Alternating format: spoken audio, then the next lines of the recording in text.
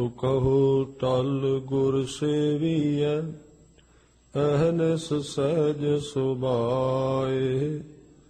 ਦਰਸ਼ਨ ਪਰਸੈ ਗੁਰੂ ਕੈ ਜਨਮ ਮਰਨ ਦੁਖ ਜਾਏ।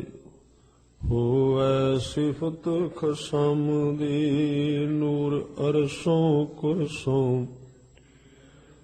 ਤੁਧ ਡਿਠੇ ਸੱਚੇ ਪਾਤਸ਼ਾਹ ਮਲ ਜਨਮ ਜਨਮ ਦੀ। ਸੱਜਣ ਸੱਚਾ ਪਾਤਸ਼ਾਹ ਸਿਰ ਸ਼ਾਹਾਂ ਦੈ ਸ਼ਾਹ। ਜਿਸ ਪਾਸ ਬੈਠਿਆ ਸੋਹੀਐ ਸਭਨਾ ਦਾ। ਸਤਨਾਮ ਵਾਹਿਗੁਰੂ ਸਾਹਿਬ ਜੀਓ।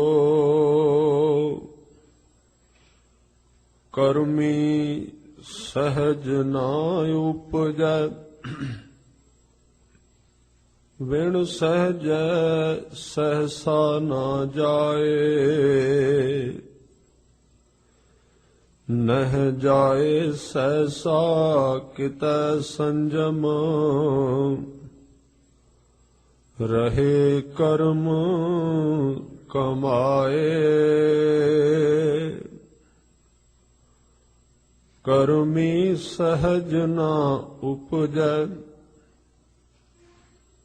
ਵਿਣ ਸਹਿਜੈ ਸਹਸਾ ਨਾ ਜਾਏ।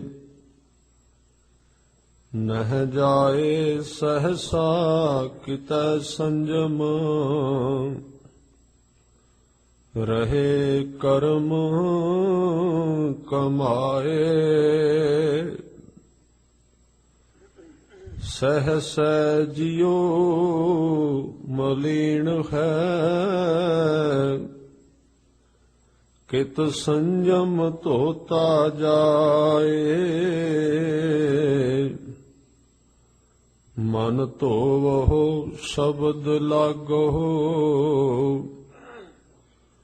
ਹਰਿ ਸਿਉ ਰਹੋ ਚਿਤ ਲਾਇ। ਕਹਿ ਨਾਨਕ ਗੁਰ ਪ੍ਰਸਾਦੀ ਸਹਿਜ ਉਪਜੈ। ਇਹੋ ਸਹਸਾ ਇਵ ਜਾਏ। ਮਨ ਧੋਵਹੁ ਸ਼ਬਦ ਲਾਗਹੁ ਹਰਿ ਸਿਉ ਰਹੋ ਚਿਤ ਲਾਏ।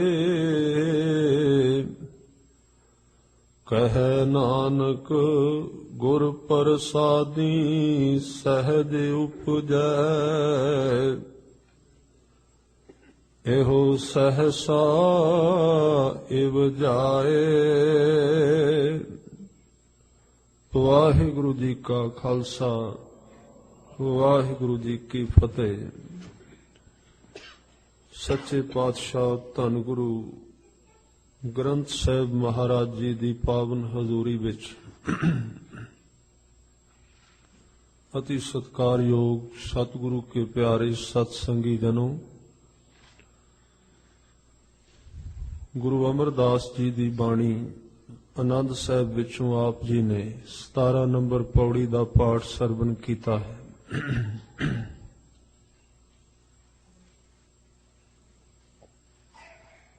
ਸਹਿਸੇ ਦੇ ਨਾਲ ਜੀਵਨ ਡੋਲਦਾ ਰਹਿੰਦਾ ਹੈ। ਸਹਿਸੇ ਦਾ ਅਰਥ ਹੈ ਸ਼ੱਕ, ਮਨ ਦਾ ਤ੍ਰਿਪਤ ਨਾ ਹੋਣਾ। ਕਰਮ ਕਰਦਿਆਂ ਵੀ ਅੰਦਰ ਨੂੰ ਤਸੱਲੀ ਨਾ ਹੋਣੀ ਕਿ ਇਹਦੇ ਨਾਲ ਜੀਵਨ ਠੀਕ ਹੋ ਗਿਆ ਹੈ।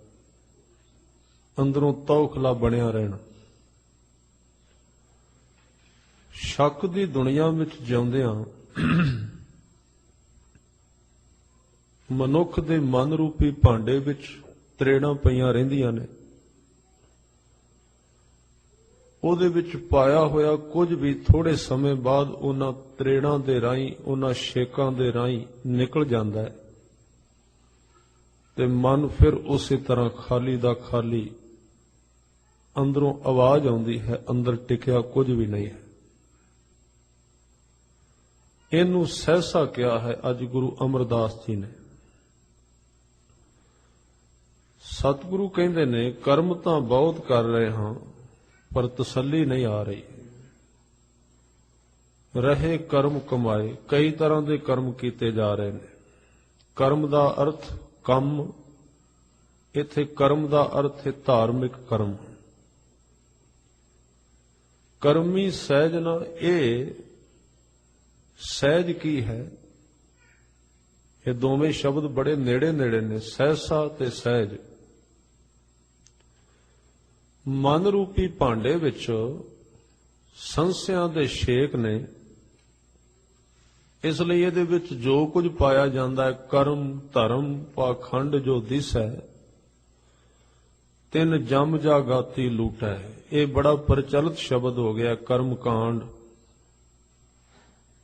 ਪਰ ਇਸ ਲਫ਼ਜ਼ ਨੂੰ ਸਮਝ ਲੈਣਾ ਚਾਹੀਦਾ ਹੈ, ਕਰਮ ਕਾਂਡ ਕਦੋਂ ਬਣਦਾ ਹੈ ਤੇ ਕਰਮ ਧਰਮ ਕਦੋਂ ਬਣਦਾ ਹੈ। ਹੁਣ ਇਹ ਤਾਂ ਸਾਰੇ ਹੀ ਕਰਮ ਨੇ, ਨਾਮ ਜਪਣਾ ਵੀ ਇੱਕ ਕਰਮ ਹੈ।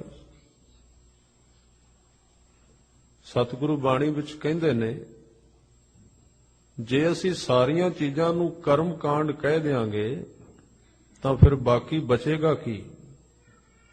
ਕਰਮ ਗਲਤ ਨਹੀਂ ਹੈ। ਕਰਮ ਉਦੋਂ ਗਲਤ ਹੈ ਜਦੋਂ ਕਰਨ ਵਾਲਾ ਉਹਨੂੰ ਕਿਸੇ ਗਲਤ ਢੰਗ ਨਾਲ ਕਰ ਰਿਹਾ ਹੈ। ਕਦੀ ਕੋਈ ਕਰਮ ਗਲਤ ਨਹੀਂ ਹੁੰਦਾ। ਜੇ ਕਰਮ ਦੇ ਅਖਰੀ ਅਰਥ ਵੇਖਣੇ ਹੋਣ ਤੇ ਥੋੜੀ ਜਿਹੀ ਤਵੱਜੋ ਦੇਣਾ। ਕਰਮ ਜਿਹੜਾ ਸ਼ਬਦ ਹੈ ਨਾ, ਇਹ ਪੰਜਾਬ ਦੀ ਪੁਰਾਣੀ ਬੋਲੀ ਕਰੂ ਜਿਸ ਨੂੰ ਕਹਿੰਦੇ ਨੇ, ਕਰੂ ਮਾਰਨੇ ਜ਼ਮੀਨ ਮਿਣਨੀ, ਜ਼ਿਮੀਂਦਾਰ ਲੋਕ ਇਸ ਲਫ਼ਜ਼ ਨੂੰ ਜਾਣਦੇ ਨੇ, ਕਰੂ। ਔਰ ਜੇ ਅੱਜ ਕੱਲ ਦੇ ਨੌਜਵਾਨ ਨੂੰ ਸਮਝਾਣਾ ਹੋਵੇ ਤੇ ਇਹਦੇ ਅਰਥ ਹੋਣਗੇ ਇੱਕ ਸਟੈਪ, ਇੱਕ ਪੁਲਾਂਘ ਪਟਣੀ। ਜਿਵੇਂ ਆਪਾਂ ਤੁਰਨੇ ਆ, ਇਹਨੂੰ ਗੁਰੂ ਸਾਹਿਬ ਨੇ ਕਰਮ ਕਿਹਾ ਹੈ। ਇੱਕ ਕਰਮ, ਇੱਕ ਕਰੂ, ਇੱਕ ਸਟੈਪ, ਇੱਕ ਪੁਲਾਂਘ, ਇੱਕ ਕਦਮ ਅੱਗੇ ਤੁਰਨਾ।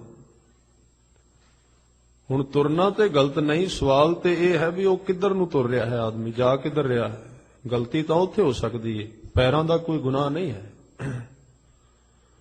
ਇਹ ਪੈਰ ਤਾਂ ਵੇਖੋ, ਇਹ ਵਿਚਾਰੇ ਕੀ ਕਰ ਸਕਦੇ ਨੇ, ਇਹਨਾਂ ਨੇ ਤੇ ਤੁਰਨਾ ਹੀ ਹੈ। ਤੇ ਮਨੁੱਖ ਨੇ ਵੇਖਣਾ ਵੀ ਇਹ ਗੁਰਦੁਆਰੇ ਜਾ ਰਹੇ ਨੇ ਪੈਰ ਜਾਂ ਠੇਕੇ ਵੱਲ ਜਾ ਰਹੇ ਨੇ। ਪੈਰਾਂ ਨੇ ਤੇ ਆਪਣਾ ਕੰਮ ਕਰਨਾ ਹੈ। ਉਹਨਾਂ ਨੂੰ ਕੋਈ ਪਤਾ ਨਹੀਂ ਹੈ ਵੀ ਇਹ ਆਦਮੀ ਕਿੱਧਰ ਜਾ ਰਿਹਾ ਹੈ। ਇਹ ਬੰਦੇ ਨੂੰ ਪਤਾ ਹੈ ਜਿਹੜਾ ਉਹਨਾਂ ਨੂੰ ਚਲਾ ਰਿਹਾ ਹੈ। ਕਰਮ ਕਾਂਡ ਕਦੋਂ ਬਣਦਾ ਹੈ? ਜਦੋਂ ਜਿਹੜਾ ਕਰਮ ਕੀਤਾ ਜਾ ਰਿਹਾ ਹੈ ਉਹਦੇ ਵਿੱਚ ਪਿਆਰ ਨਹੀਂ ਹੁੰਦਾ। ਭਾਵੇਂ ਉਹ ਨਾਮ ਜਪਣਾ ਹੈ, ਭਾਵੇਂ ਕਥਾ ਹੈ, ਭਾਵੇਂ ਕੀਰਤਨ, ਭਾਵੇਂ ਸੇਵਾ ਹੋਵੇ। ਜਿਸ ਕਰਮ ਦੇ ਵਿੱਚੋਂ ਪ੍ਰੇਮ ਮਾਈਨਸ ਹੋ ਜਾਏ, ਖਤਮ ਹੋ ਜਾਏ, ਉਹ ਕਰਮ ਜਿਹੜਾ ਮਸ਼ੀਨ ਵੱਤ ਹੋ ਜਾਏ, ਜਿਵੇਂ ਮਸ਼ੀਨ ਚੱਲ ਰਹੀ ਹੈ ਸੁੱਕੀ ਬਿਲਕੁਲ, ਉਦੋਂ ਉਹ 1 ਤੋਂ ਲੈ ਕੇ 100 ਤੱਕ ਜਿਤਨੇ ਵੀ ਕਰਮ ਨੇ ਧਰਮ ਵਿੱਚ, ਭਾਵੇਂ ਉਹ ਬੋਲਣਾ ਹੈ, ਭਾਵੇਂ ਉਹ ਕਰਨਾ ਹੈ, ਭਾਵੇਂ ਸੁਣਨਾ ਹੈ, ਭਾਵੇਂ ਵਿਚਾਰ ਕਰਨੀ, ਕੁਝ ਵੀ ਕਰ ਲਈਏ ਕੋਈ ਫਰਕ ਨਹੀਂ ਪਏਗਾ। ਕਰਨ ਨਾਲ ਫਰਕ ਨਹੀਂ ਪੈਂਦਾ, ਫਰਕ ਇਹਦੇ ਨਾਲ ਪੈਂਦਾ ਵੀ ਕਿਵੇਂ ਕਰ ਰਹੇ। ਰਹੇ ਕਰਮ ਕਮਾਏ, ਬੜੇ ਚਿਰ ਦੇ ਕਰ ਰਹੇ, ਉਹਦੇ ਵਿੱਚ ਕੋਈ ਜ਼ਰੂਰੀ ਚੀਜ਼ ਪਾਉਣੀ ਭੁੱਲ ਗਏ। ਜਿਹੜਾ ਕਰਮ ਕਰ ਰਹੇ ਆ, ਬੜੀ ਜ਼ਰੂਰੀ ਕੋਈ ਵਸਤੂ ਸੀ, ਉਹ ਵਿੱਚ ਪਾਉਣੀ ਭੁੱਲ ਗਏ। ਜਿਵੇਂ ਭੋਜਨ ਤਾਂ ਤਿਆਰ ਹੋ ਗਿਆ, ਉਹਦੇ ਵਿੱਚ ਨਮਕ ਪਾਉਣਾ ਭੁੱਲ ਗਏ, ਸਾਰਾ ਹੀ ਬੇਸਵਾਦ। ਪ੍ਰੇਮ ਸਿਰਮੌਰ ਹੈ। ਜਿਸ ਕਰਮ ਵਿੱਚੋਂ ਪ੍ਰੇਮ ਨਿਕਲ ਜਾਏ ਉਹ ਸੰਸਾ ਬਣ ਜਾਂਦਾ ਹੈ, ਉਹ ਸ਼ੱਕ ਨੂੰ ਜਨਮ ਦਿੰਦਾ ਹੈ। ਪ੍ਰੇਮੀ ਕਦੀ ਸ਼ੰਕਾਵਾਦੀ ਨਹੀਂ ਹੁੰਦਾ। ਪ੍ਰੇਮੀ ਹੀ ਸ਼ਹੀਦ ਹੁੰਦੇ ਨੇ। ਜਦੋਂ ਕਈ ਪ੍ਰੇਮੀਆਂ ਨੂੰ ਤਲਵਾਰ ਦੇ ਸਾਹਮਣੇ ਕੀਤਾ ਗਿਆ ਤੇ ਸਮੇਂ ਦੇ ਲੋਕਾਂ ਨੇ ਕਿਹਾ ਵੀ ਇਹਦੇ ਵਿੱਚੋਂ ਕੀ ਮਿਲਿਆ ਤੁਹਾਨੂੰ, ਯਾਨੀ ਕਿ ਸ਼ੰਕਾ ਪੈਦਾ ਹੋਵੇ ਵੀ ਮੌਤ ਹੀ ਮਿਲੀ ਹੈ ਨਾ ਇਸ ਧਰਮ ਵਿੱਚੋਂ। ਪਰ ਪ੍ਰੇਮੀਆਂ ਨੂੰ ਤਲਵਾਰ ਵੀ ਸ਼ੰਕਾ ਪੈਦਾ ਨਹੀਂ ਕਰ ਸਕੀ। ਉਹਨਾਂ ਨੇ ਕਿਹਾ ਇਹ ਮੇਰੇ ਪਿਆਰੇ ਦਾ ਇੱਕ ਬਹੁਤ ਵੱਡਾ ਤੋਹਫਾ ਹੈ ਜਿਹੜਾ ਮੈਨੂੰ ਮਿਲਣ ਲੱਗਾ ਹੈ। ਸਰਮਦ ਨੂੰ ਇਹ ਕਿਹਾ ਸੀ ਔਰੰਗਜ਼ੇਬ ਨੇ, ਤੈਨੂੰ ਇਸ ਫਕੀਰੀ ਵਿੱਚੋਂ ਕੀ ਮਿਲਿਆ ਮੌਤ ਤੋਂ ਸਿਵਾ? ਤੈਨੂੰ ਇਸ ਫਕੀਰੀ ਵਿੱਚੋਂ ਕੀ ਲੱਭਿਆ? ਸਰਮਦ ਨੇ ਕਿਹਾ, ਤੈਨੂੰ ਜੋ ਕੁਝ ਮਾਲਾ ਵਿੱਚੋਂ ਨਹੀਂ ਲੱਭਿਆ ਤੂੰ ਸੋਚਣਾ ਸਾਰਿਆਂ ਨੂੰ ਨਹੀਂ ਲੱਭਦਾ ਜਿਹੜੀ ਤੂੰ ਮਾਲਾ ਫੇਰ ਰਿਹਾ ਹੈ, ਕਿਉਂਕਿ ਤੇਰੀ ਮਾਲਾ ਤੇਰੇ ਬਾਪ ਦੀਆਂ ਹੱਡੀਆਂ ਦੀ ਬਣੀ ਹੋਈ ਹੈ, ਉਹਨੂੰ ਤੂੰ ਕਤਲ ਕੀਤਾ ਹੈ। ਇਹ ਤੇਰੀ ਮਾਲਾ ਦੇ ਵਿੱਚ ਪਿਆ ਹੋਇਆ ਤਸਬੀਹ ਦੇ ਵਿੱਚ ਜਿਹੜਾ ਧਾਗਾ ਹੈ, ਇਹ ਤੇਰੀ ਭੈਣ ਆਰਾ ਰੋਸ਼ਨ ਦੀਆਂ ਆਂਦਰਾਂ ਦਾ ਬਣਿਆ ਹੋਇਆ ਹੈ। ਦੱਸ ਤੈਨੂੰ ਕਿਵੇਂ ਸਕੂਨ ਦੇਗਾ, ਕਿਵੇਂ ਸ਼ਾਂਤੀ ਦੇਗਾ? ਇੰਨੇ ਲੋਕਾਂ ਦਾ ਜੀਵਨ ਬਰਬਾਦ ਕਰਕੇ ਤੂੰ ਧਾਰਮਿਕ ਬਣ ਗਿਆ, ਇੰਨੇ ਲੋਕਾਂ ਦਾ ਹੱਕ ਖੋਹ ਕੇ। ਔਰ ਇਹ ਜ਼ਰੂਰੀ ਨਾ ਸਮਝਣਾ ਔਰੰਗਜ਼ੇਬ ਨੇ ਸਿੱਧੇ ਕਤਲ ਕਰ ਦਿੱਤੇ। ਕੁਝ ਲੋਕ ਇਸ ਤਰ੍ਹਾਂ ਕਰਦੇ ਨੇ, ਕਿਸੇ ਨੂੰ ਮਾਰਦੇ ਵੀ ਨਹੀਂ, ਅੰਦਰੋਂ ਮਾਰ ਦਿੰਦੇ ਨੇ, ਗੁਲਾਮ ਕਰ ਦਿੰਦੇ ਨੇ, ਉਹਦੇ ਹੱਕ ਖੋਹ ਲੈਂਦੇ ਨੇ। ਇਹ ਕਰਮ ਤੇਰਾ ਕੋਈ, ਇਹ ਕਰਮ ਕਾਂਡ ਹੈ ਆ ਜਿਹੜਾ ਤੂੰ ਕਰ ਰਿਹਾ, ਕਿਉਂਕਿ ਇਹਦੇ ਵਿੱਚ ਤੇਰਾ ਕੋਈ ਪ੍ਰਯੋਜਨ ਠੀਕ ਨਹੀਂ ਹੈ।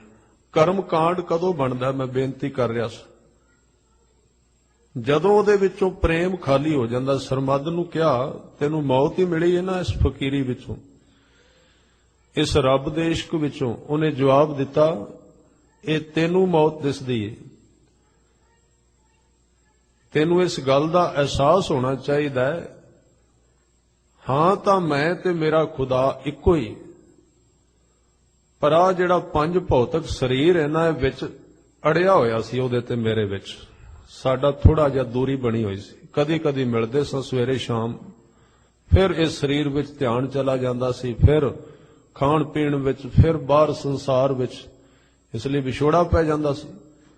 ਤੇ ਮੇਰੇ ਰੱਬ ਨੇ ਬੜੀ ਕਿਰਪਾ ਕੀਤੀ, ਇਹ ਬਿਮਾਰੀ ਵਿੱਚੋਂ ਲਾਹ ਦੇਣ ਲੱਗਾ, ਮੈਨੂੰ ਸਰੀਰ ਤੋਂ ਨਿਜਾਤ ਮਿਲ ਜਾਏਗੀ, ਤੂੰ ਤਲਵਾਰ ਚਲਾ ਆਪਣੀ, ਪਰਤ ਕੇ ਵਿਛੋੜਾ ਨਹੀਂ ਪਏਗਾ, ਅਸੀਂ ਇੱਕ ਹੋ ਜਾਵਾਂਗੇ।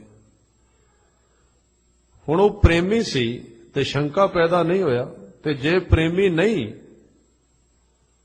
ਤੇ ਉਹ ਤੇ ਗੁਰਦੁਆਰੇ ਆਇਆ ਤੇ ਰਸਤੇ ਵਿੱਚ ਜਾਂਦਿਆਂ ਠੰਡ ਲੱਗ ਗਈ ਤੇ ਉਹ ਜਾਂਦਿਆਂ ਸਾਰ ਸ਼ੰਕਾ ਪੈਦਾ ਹੋ ਜਾਏਗਾ ਬਈ ਜੇ ਘਰ ਰਹਿੰਦੇ ਠੀਕ ਸੀ, ਗੁਰਦੁਆਰੇ ਗਏ ਠੰਡ ਲੱਗ ਗਈ।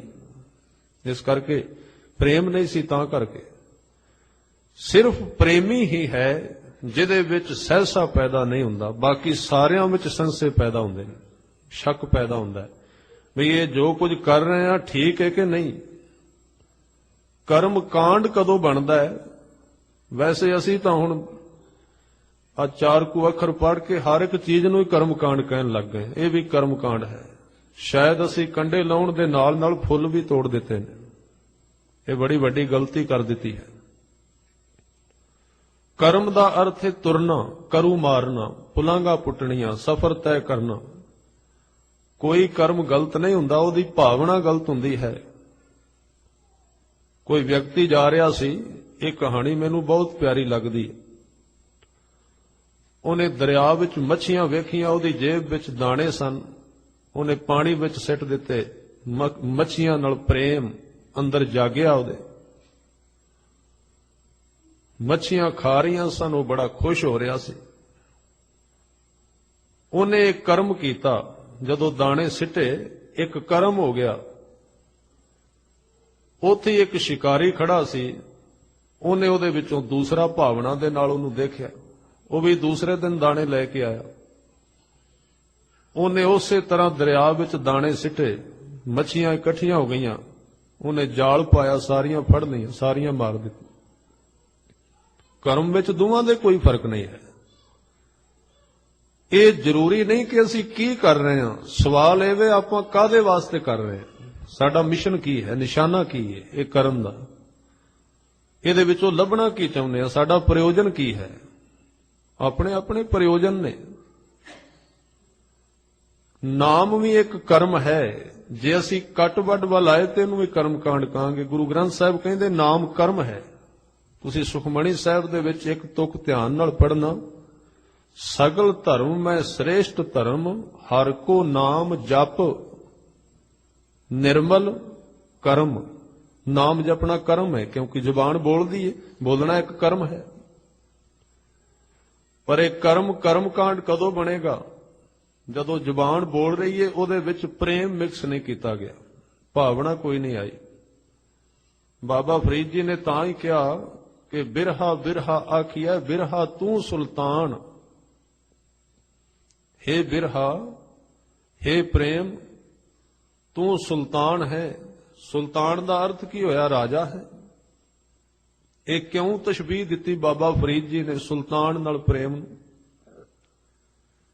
ਕਿਉਂਕਿ ਸਾਰਾ ਦਰਬਾਰ ਸਜਿਆ ਹੋਵੇ ਨਾ ਤੇ ਤਖਤ ਦੇ ਉੱਤੇ ਰਾਜਾ ਨਾ ਹੋਵੇ ਤੇ ਸਾਰਾ ਦਰਬਾਰ ਕਿਸੇ ਕੰਮ ਦਾ ਨਹੀਂ ਹੈ।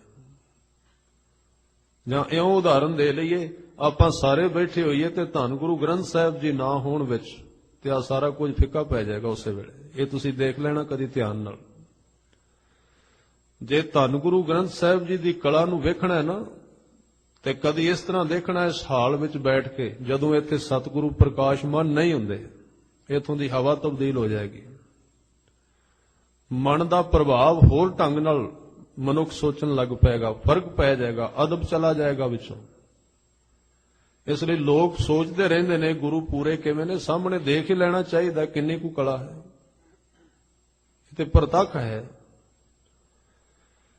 ਇਸ ਲਈ ਕਰਮ ਕਿਵੇਂ ਦਾ ਕਰ ਰਹੇ ਹਾਂ? ਉਹ ਕਰਮ ਪ੍ਰੇਮ ਤੋਂ ਖਾਲੀ ਹੈ। ਬਿਨਾਂ ਬਾਦਸ਼ਾਹ ਤੋਂ ਸਾਰੇ ਮੰਤਰੀ ਬੈਠੇ ਹੁਣ ਕੀ ਕਰਨਗੇ? ਕਿਉਂਕਿ ਕੋਈ ਫੈਸਲਾ ਹੀ ਨਹੀਂ ਹੋ ਸਕਦਾ। ਬਾਦਸ਼ਾਹ ਨਹੀਂ ਹੈ, ਦਰਬਾਰ ਕੀ ਕਰੇਗਾ? ਪ੍ਰੇਮ ਹੀ ਨਹੀਂ ਹੈ, ਕਰਮ ਕੀ ਕਰਨਗੇ? ਭਾਵੇਂ ਉਹ ਕੋਈ ਵੀ ਕਰਮ ਹੋ ਸਕਦਾ ਹੈ। ਕਿਸੇ ਨੇ ਜਨੇਊ ਪਾਇਆ ਹੈ, ਕਿਸੇ ਨੇ ਕਕਾਰ ਪਾਏ ਨੇ, ਕਿਸੇ ਨੇ ਸੁੰਨਤ ਕੀਤੀ ਹੈ, ਕਿਸੇ ਨੇ ਕਾਲੇ ਪਾਏ ਨੇ, ਕਿਸੇ ਨੇ ਪੀਲੇ ਪਹਿਨ ਲਏ। ਇਹਦੇ ਨਾਲ ਕੀ ਫਰਕ ਪਏਗਾ? ਇਹ ਤੇ ਸਾਰੇ ਇਉਂ ਕਹੀਏ ਤੇ ਸਾਰੇ ਬਰਾਤੀ ਨੇ। ਇਹ ਸਾਰੇ ਕਰਮ। ਹੋਰ ਵਿਦਵਾਨਾਂ ਨੇ ਉਦਾਹਰਨਾਂ ਦਿੱਤੀਆਂ। ਉਹ ਕਹਿੰਦੇ ਨੇ ਇੱਕ ਘਰ ਵਿੱਚ ਸ਼ਾਦੀ ਦਾ ਮਾਹੌਲ ਹੋਵੇ, ਸ਼ਮਿਆਨੇ ਲਾਏ ਜਾਣ, ਹਲਵਾਈ ਸੱਦੇ ਜਾਣ, 50 ਤਰ੍ਹਾਂ ਦੀ ਮਠਿਆਈ ਤਿਆਰ ਕੀਤੀ ਜਾਏ, ਸਾਰਾ ਸਮਾਨ ਖਰੀਦਿਆ ਜਾਏ, ਬਰਾਤ ਵਾਸਤੇ 100-200 ਗੱਡੀ ਇਕੱਠੀ ਕੀਤੀ ਜਾਏ, ਸਾਰੇ ਰਿਸ਼ਤੇਦਾਰ ਇਕੱਠੇ ਕਰ ਲਏ ਜਾਣ, ਉਹ ਬਰਾਤ ਚੜ੍ਹ ਵੀ ਜਾਏ ਤੇ ਰਾਹ ਵਿੱਚ ਕੋਈ ਰੋਕ ਕੇ ਪੁੱਛ ਲਵੇ ਕੀ ਜਾ ਰਿਹਾ? ਉਹ ਕਹਿੰਦੇ ਜੀ ਬਰਾਤ ਜਾ ਰਹੀ ਹੈ।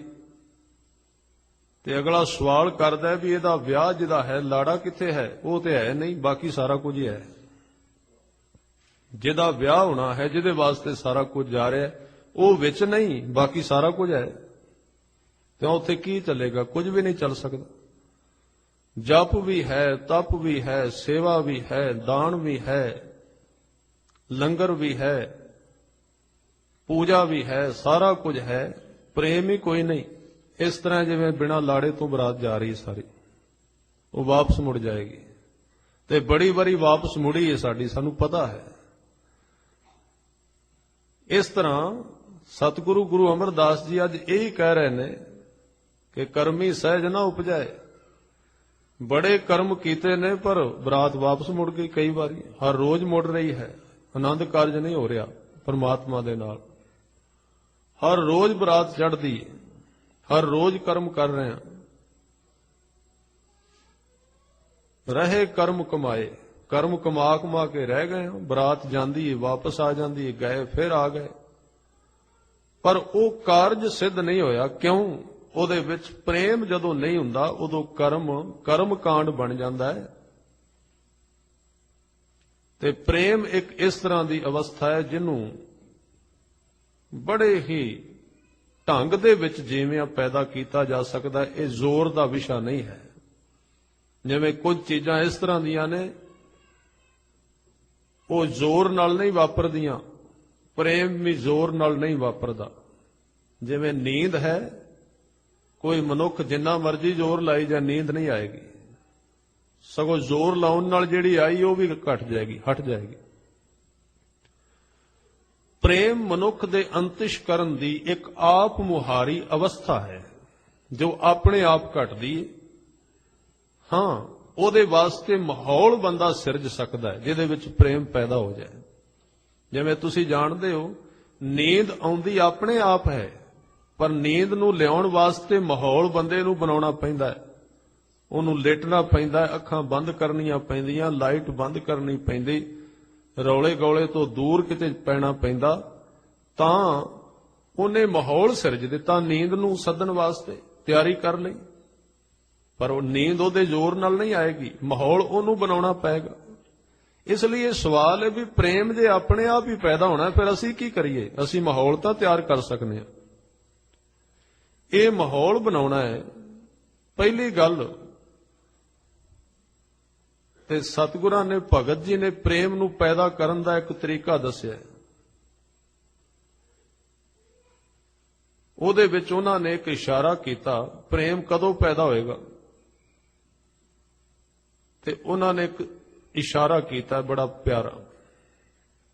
ਭਗਤ ਨਾਮਦੇਵ ਜੀ ਨੂੰ ਕਿਸੇ ਸਤ ਸੰਗੀ ਨੇ ਆ ਕੇ ਪੁੱਛਿਆ ਸੀ, ਵੈਸੇ ਇਹ ਕਹਾਣੀ ਵੀ ਚੱਲਦੀ ਹੈ ਨਾਲ ਨਾਲ, ਕਿ ਨਾਮਦੇਵ ਦਾ ਘਰ ਜਿਹੜਾ ਉਹ ਟੁੱਟ ਗਿਆ ਸੀ ਤੇ ਰੱਬ ਉਹਦੀ ਛੰਨ ਬਣਾ ਕੇ ਗਿਆ ਸੀ। ਇਹ ਕਹਾਣੀਆਂ ਬੜੀਆਂ ਮਿੱਠੀਆਂ ਸਨ, ਪਹਿਲਾਂ ਲੋਕ ਮੰਨ ਲੈਂਦੇ ਸਨ, ਕੰਮ ਵਧੀਆ ਚੱਲਦਾ ਸੀ, ਕਿਉਂਕਿ ਗੱਲ ਸਿਰਫ ਸਮਝਾਉਣੀ ਹੁੰਦੀ ਸੀ। ਹੁਣ ਅਸੀਂ ਗਿਆਨ ਵਿੱਚ ਫਸ ਗਏ ਵੀ ਇਹ ਕਿਵੇਂ ਹੋ ਗਿਆ। ਕਹਾਣੀ ਤਾਂ ਅੰਦਰ ਦੀ ਸੀ, ਨਾਮਦੇਵ ਦੇ ਅੰਦਰ ਦਾ ਮੈਲ ਬਣਿਆ ਸੀ, ਇਹ ਗੱਲ ਠੀਕ ਹੈ, ਬਾਹਰ ਕੋਈ ਛੰਦ ਨਹੀਂ ਸੀ। ਪਰ ਪੁਰਾਣੇ ਲੋਕਾਂ ਨੇ ਸਿੱਧੀਆਂ ਸਾਧੀਆਂ ਕਹਾਣੀਆਂ ਵਰਤ ਕੇ ਗੁਰਬਾਣੀ ਦੇ ਗੋਝ ਭੇਤ ਲੋਕਾਂ ਦੇ ਮਨ ਤੱਕ ਪਹੁੰਚਾ ਦਿੱਤੇ, ਜਿਹੜੇ ਅਸੀਂ ਗਿਆਨ ਨਾਲ ਨਹੀਂ ਪਹੁੰਚਾ ਸਕੇ। ਨਾਮਦੇਵ ਜੀ ਕਹਿੰਦੇ, ਮੈਨੂੰ ਗੁਆਂਢੀਆਂ ਨੇ ਪੁੱਛਿਆ ਵੀ ਤੇਰੀ ਛੰਨ ਕਿਵੇਂ ਬਣੀ ਹੈ? ਪਾੜ ਪੜੋਸਨ ਪੂਛ ਲੈ ਨਾਮਾ, ਕਾਂ ਪਹਿਚਾਣ ਛਵਾਈ ਹੋ। ਇੱਕ ਗੁਆਂਢਣ ਨੇ, ਨਾਮਦੇਵ ਕਹਿੰਦੇ, ਮੈਨੂੰ ਪੁੱਛਿਆ ਬਈ ਤੂੰ ਆ ਜਿਹੜੀ ਛੰਨ ਬਣਵਾਈ ਹੈ ਬੜੀ ਸੋਹਣੀ ਹੈ, ਕਿਹਦੇ ਤੋਂ ਬਣਵਾਈ ਹੈ? ਇਹਦੇ ਨਾਲੋਂ ਨਾਲ ਭਾਵ ਅਰਥ ਵੀ ਸਮਝਣਾ। ਇੱਕ ਸਤ ਸੰਗੀ ਨੇ, ਨਾਮ ਜਪਣ ਵਾਲੇ ਨੇ, ਭਗਤ ਨਾਮਦੇਵ ਜੀ ਨੂੰ ਪੁੱਛਿਆ ਵੀ ਨਾਮਦੇਵ ਜੀ, ਆ ਤੁਹਾਡੇ ਹਿਰਦੇ ਰੂਪੀ ਜਿਹੜੀ ਅੰਦਰ ਮਹਿਲ ਬਣ ਗਿਆ ਪ੍ਰੇਮ ਦਾ, ਇਹ ਕਿਹੜੇ ਮਿਸਤਰੀ ਤੋਂ ਬਣਵਾਇਆ ਤੁਸੀਂ? ਭਾਵ ਅਰਥ ਇਹ ਨੇ। ਪਰ ਉਸ ਚੀਜ਼ ਨੂੰ ਸਮਝਾਉਣ ਵਾਸਤੇ ਕਹਾਣੀ ਬਾਹਰੋਂ ਲੈਣੀ ਪਈ। ਅਸੀਂ ਇਹਨਾਂ ਵਿੱਚ ਭਟਕ ਗਏ, ਸਾਨੂੰ ਇਹਨਾਂ ਗੱਲਾਂ ਦੀ ਸਮਝ ਨਹੀਂ ਆਈ, ਇਸ ਵਾਸਤੇ ਇਹ ਕਹਿ ਦਿੱਤਾ ਵੀ ਇਹ ਸਾਰਾ ਗਲਤ ਹੈ। ਉਹ ਗਲਤ ਨਹੀਂ ਸੀ, ਉਹਨੂੰ ਸਮਝਿਆ ਨਹੀਂ ਗਿਆ। ਇੱਕ ਸਤ ਸੰਗੀ ਨੇ ਨਾਮਦੇਵ ਨੂੰ ਕਿਹਾ, ਪੁੱਛਿਆ ਵੀ ਤੁਹਾਡੇ ਅੰਦਰ ਜਿਹੜਾ ਬੜਾ ਸੋਹਣਾ ਤੁਹਾਡਾ ਜੀਵਨ ਰੂਪੀ ਮਹਿਲ ਬਣ ਗਿਆ, ਇਹ ਕਿਹੜੇ ਮਿਸਤਰੀ ਨੇ ਬਣਾਇਆ? ਪਾੜ ਪੜੋਸਨ ਪੂਛ ਲੈ ਨਾਮਾ। ਪੜੋਸਨ ਨੇ ਨਾਮਦੇਵ ਜੀ ਨੂੰ ਪੁੱਛਿਆ, ਕਾਂ ਪੈ, ਕਾਂ ਦਾ ਅਰਥ ਹੈ ਕਿਹਦੇ ਤੋਂ? ਕਾਂ ਪੈ ਕਿਸ ਤੋਂ, ਕਿਹੜੇ ਮਿਸਤਰੀ ਤੋਂ ਛਾਣ ਛਵਾਈ ਹੋ, ਤੁਸਾਂ ਆਪਣੀ ਛੰਨ ਬਣਵਾਈ ਹੈ? ਤੇ ਪੁੱਛਣ ਵਾਲੇ ਨੇ ਇਹ ਵੀ ਕਿਹਾ, ਤੌ ਪੈ ਦੁਗਣੀ ਮਜ਼ਦੂਰੀ ਦੇਹੋ। ਜਿੰਨੇ ਪੈਸਿਆਂ ਵਿੱਚ ਤੁਸੀਂ ਆਪਣੀ ਛੰਨ ਬਣਵਾਈ ਹੈ, ਆਪਣਾ ਜੀਵਨ ਬਣਵਾਇਆ ਹੈ, ਮੈਂ ਉਹਦੇ ਤੋਂ ਦੂਣੇ ਪੈਸੇ ਦੇ ਦਿਆਂਗੀ। ਮੋਕੋ ਬੇਡੀ ਦਿਓ ਬਧਾਈ ਹੋ, ਮੈਨੂੰ ਉਹ ਮਿਸਤਰੀ ਦੱਸ ਦਿਓ ਜਿਹਨੇ ਤੁਹਾਡੀ ਜੀਵਨ ਰੂਪੀ ਛੰਨ ਬਣਾ ਕੇ ਖੜੀ ਕਰ ਦਿੱਤੀ, ਇੰਨਾ ਸੋਹਣਾ ਤੁਹਾਡਾ ਜੀਵਨ ਬਣ ਗਿਆ। ਨਾਮਦੇਵ ਜੀ ਫਿਰ ਜਵਾਬ ਦੇਣ ਲੱਗੇ, ਕਿਉਂਕਿ ਉਹਨੇ ਪੁੱਛਿਆ ਸੀ, ਮੈਂ ਦੁੱਗਣੇ ਪੈਸੇ ਦੇ ਦਿਆਂਗਾ। ਹੁਣ ਨਾਮਦੇਵ ਕੀ ਕਰਨ? ਇਹ ਉਹਨਾਂ ਦੀ ਜ਼ਿੰਦਗੀ ਵਿੱਚ ਬਹੁਤ ਵੱਡਾ ਮੁਸੀਬਤ ਆ ਜਾਂਦੀ ਹੈ। ਜਿਨ੍ਹਾਂ ਨੂੰ ਰੱਬ ਦਿਸ ਪੈਂਦਾ ਤੇ ਦੂਸਰੇ ਕਹਿੰਦੇ ਨੇ ਦਿਖਾਓ, ਇਹ ਬਹੁਤ ਵੱਡੇ ਚੱਕਰ ਵਿੱਚ ਪੈ ਜਾਂਦੇ ਨੇ।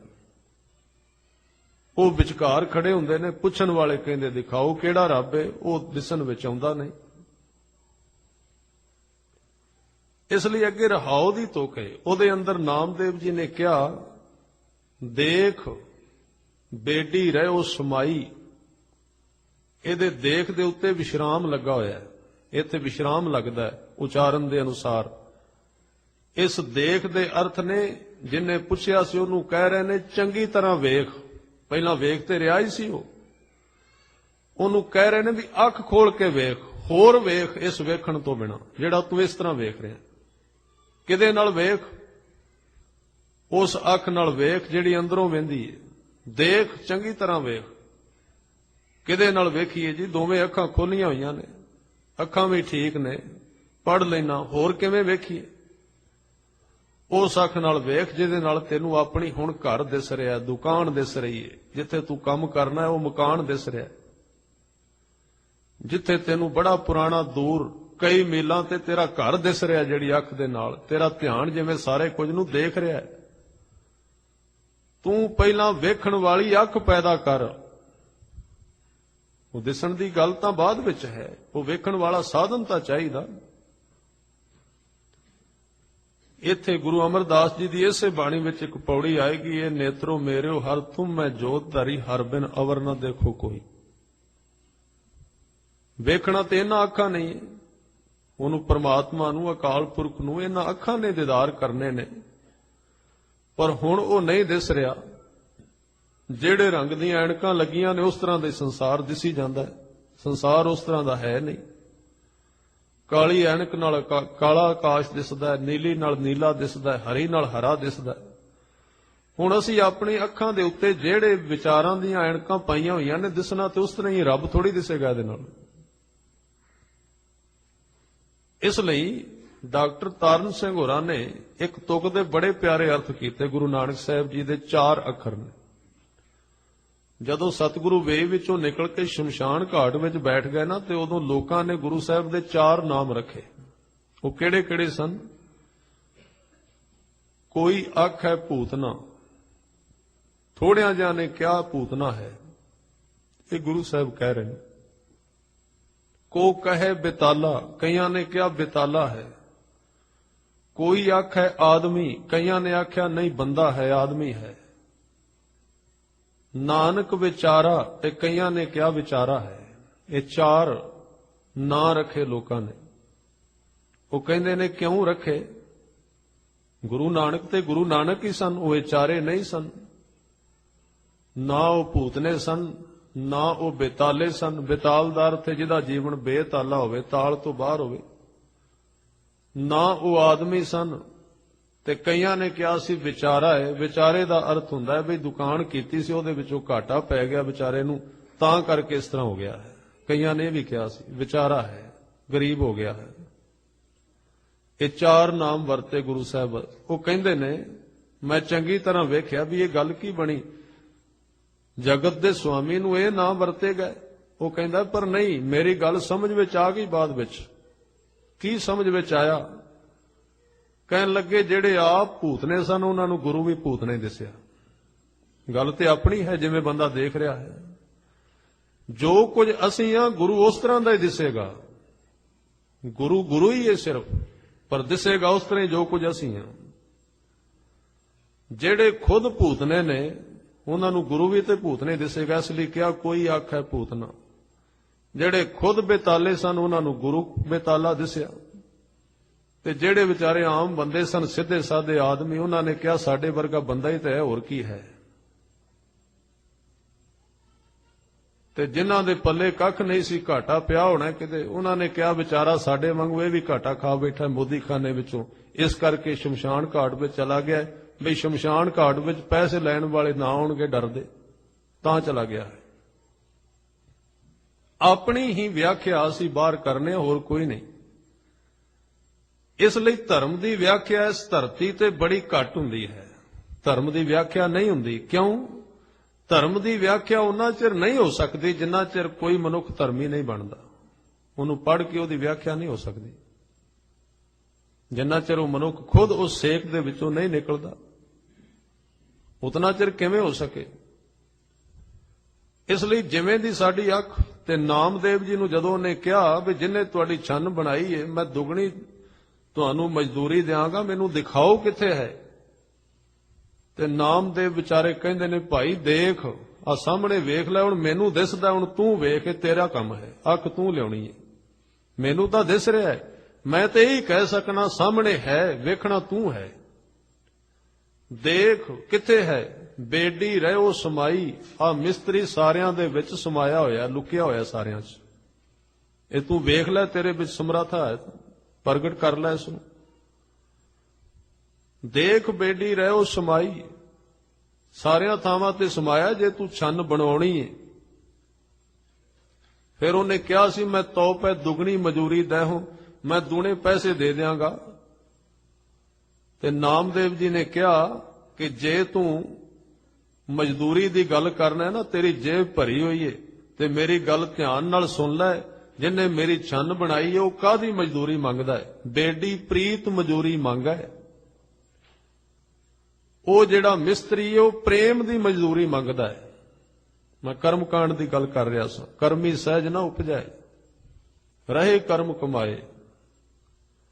ਬੇਡੀ ਪ੍ਰੀਤ ਮਜ਼ਦੂਰੀ ਮੰਗਦਾ ਹੈ। ਉਹ ਜਿਹੜਾ ਮਿਸਤਰੀ ਹੈ ਜਿਨੇ ਮੇਰੀ ਛੰਨ ਬਣਾਈ ਹੈ ਜੀਵਨ ਦੀ, ਉਹ ਪ੍ਰੀਤ ਤੇ ਪ੍ਰੇਮ ਦੀ ਮਜ਼ਦੂਰੀ ਮੰਗਦਾ। ਜੇ ਤੇਰੇ ਕੋਲ ਹੈ ਤੇ ਆ ਤੈਨੂੰ ਬਣਵਾ ਦੇਣਾ। ਇਹ ਪ੍ਰੀਤ ਕਿਵੇਂ ਪੈਦਾ ਹੋਵੇ? ਇਹ ਕਿਵੇਂ ਪੈਦਾ ਹੋਵੇ ਜਿਹੜੀ ਬੇਨਤੀ ਕਰ ਰਿਹਾ ਸੀ? ਫਿਰ ਉਹਨੇ ਪੁੱਛਿਆ ਵੀ ਪ੍ਰੀਤ ਤੇ ਆਪਣੇ ਆਪ ਪੈਂਦੀ ਨਹੀਂ, ਪ੍ਰੇਮ ਦੇ ਸੰਬੰਧ ਵਿੱਚ ਤੇ ਬੜਾ ਪ੍ਰਚਲਿਤ ਤੇ ਪੁਰਾਣਾ ਵੀ ਪ੍ਰੇਮ ਪੈ ਜਾਂਦਾ ਹੈ, ਪਾਇਆ ਨਹੀਂ ਜਾਂਦਾ, ਆਪਣੇ ਆਪ ਹੋ ਜਾਂਦਾ ਹੈ। ਇਹਦੇ ਸੰਬੰਧ ਵਿੱਚ ਬੜਾ ਪੁਰਾਣਾ ਇਹ ਫਿਕਰਾ ਪ੍ਰਚਲਿਤ ਹੈ। ਇਹ ਮਨੁੱਖ ਦੇ ਜ਼ੋਰ ਤੇ ਵਸ ਦੀ ਗੱਲ ਨਹੀਂ ਹੈ। ਇਹ ਮਨੁੱਖ ਨੂੰ ਪਕੜ ਲੈਂਦਾ ਹੈ, ਗ੍ਰਿਫਤਾਰ ਕਰ ਲੈਂਦਾ ਹੈ, ਗੁਲਾਮ ਕਰ ਲੈਂਦਾ ਹੈ। ਇਹ ਤੇ ਇੱਕ ਅਵਸਥਾ ਹੈ ਜੋ ਆਪਣੇ ਆਪ ਮਨੁੱਖ ਦੇ ਵਿੱਚੋਂ ਇੱਕਦਮ ਪਣਪ ਪੈਂਦੀ ਹੈ। ਤੇ ਉਹਨੇ ਪੁੱਛਿਆ ਭਾਈ ਪ੍ਰੇਮ ਤਾਂ ਪੈਂਦਾ ਨਹੀਂ, ਕਿਵੇਂ ਪਵਾਈਏ? ਤੇ ਨਾਮਦੇਵ ਜੀ ਨੇ ਜਵਾਬ ਦਿੱਤਾ, ਬੇਡੀ ਪ੍ਰੀਤ ਮਜ਼ਦੂਰੀ ਮੰਗੈ, ਜੋ ਕੋਈ ਛਾਣ ਚਵਾਵੈ ਹੋ। ਇਹ ਕਿਵੇਂ ਪਏਗੀ ਬਿਮਾਰੀ ਪ੍ਰੀਤ ਦੀ, ਕਿਵੇਂ ਹੋਏਗਾ ਇਹ? ਕਹਿਣ ਲੱਗੇ ਜੀ ਲੋਕ ਕੁਟੰਬ ਸਭੂ ਤੇ ਤੋਰੈ, ਇਹ ਤਾਂ ਬਣੇਗੀ ਤੇਰੀ ਪ੍ਰੀਤ ਉਹਦੇ ਨਾਲ। ਹੁਣ ਅੱਗੇ ਬੜਾ ਸਖਤ ਪੱਥਰ ਆ ਗਿਆ, ਹੁਣ ਇਹਨੂੰ ਕੌਣ ਹਟਾਏਗਾ? ਜੇ ਤੂੰ ਰੱਬ ਨਾਲ ਪ੍ਰੀਤ ਪਾਉਣੀ ਹੈ ਨਾ ਤੇ ਲੋਕ ਕੁਟੰਬ ਸਭੂ ਤੇ ਤੋਰੈ, ਇਧਰੋਂ ਥੋੜਾ ਜਿਹਾ ਘਟਾਣਾ ਪਏਗਾ, ਕਿਉਂਕਿ ਚੀਜ਼ ਤਾਂ ਉਹੀ ਹੈ ਜਿਹਨੇ ਇਧਰ ਜੁੜਨਾ ਹੈ। ਬੁੱਲੇ ਸ਼ਾਹ ਨੇ ਕਿਹਾ ਹੈ ਨਾ, ਚੀਜ਼ ਤਾਂ ਇੱਕੋ ਹੀ ਹੈ ਨਾ। ਅਸੀਂ ਕਹਿੰਦੇ ਆ ਇਧਰ ਪ੍ਰੇਮ ਨਹੀਂ ਬਣਦਾ, ਇਧਰ ਕਿਵੇਂ ਬਣੇ? ਲੱਗ ਤੇ ਉਧਰ ਲੱਗਾ ਤੇ ਉਧਰ ਹੋਇਆ ਦੂਸਰੇ ਪਾਸੇ। ਉਹ ਉਸੇ ਚੀਜ਼ ਨੇ ਇਧਰ ਲੱਗਣਾ ਹੈ। ਅੰਦਰ ਦੀ ਜਿਹੜੀ એનર્ਜੀ ਉਧਰ ਵਹਿ ਰਹੀ ਹੈ ਸੰਸਾਰ ਵੱਲ, ਸਰੀਰ ਵੱਲ, ਲੋਕਾਂ ਵੱਲ, ਉਹਨੇ ਇਧਰ ਕੰਮ ਕਰਨਾ ਹੈ। ਹੁਣ ਜੇ ਪਹਿਲਾਂ ਹੀ ਸਾਡੀ ਲਾਈਟ ਦੇ ਉੱਤੇ ਬਹੁਤ ਭਾਰ ਹੈ, ਲੋੜ ਹੈ, ਤੇ ਉਹ ਨਵੇਂ ਨੂੰ ਕਿਵੇਂ ਕੰਮ ਕਰੇਗੀ? ਉਹ ਪਹਿਲਾਂ ਹੀ ਉਹਦੇ ਤੋਂ ਕੰਮ ਲਿਆ ਜਾ ਰਿਹਾ। ਪ੍ਰੀਤ ਪਹਿਲਾਂ ਲੱਗੀ ਹੋਈ ਹੈ ਕਿਤੇ, ਪ੍ਰੇਮ ਵਹਿ ਰਿਹਾ ਸੰਸਾਰ ਵਿੱਚ ਮੋਹ ਦੇ ਰੂਪ ਵਿੱਚ। ਕਿਵੇਂ ਇੱਧਰ ਪੈਦਾ ਹੋਏਗਾ? ਉਧਰੋਂ ਰੋਕ ਲਾ, ਇੱਧਰ ਤਾਂ ਪੈਦਾ ਹੋਏਗਾ। ਲੋਕ ਕੁਟੰਬ ਸਭੂ ਤੇ ਤੋਰੈ, ਉਧਰੋਂ ਬੰਦ ਕਰ ਥੋੜਾ ਜਿਹਾ ਇਸ ਨੂੰ, ਉਧਰੋਂ ਘਟਾ ਦੇ ਇਸ ਨੂੰ, ਮੋਹ ਨੂੰ, ਫਿਰ ਅੰਦਰ ਇਕੱਠਾ ਹੋਣਾ ਸ਼ੁਰੂ ਹੋ ਜਾਏਗਾ।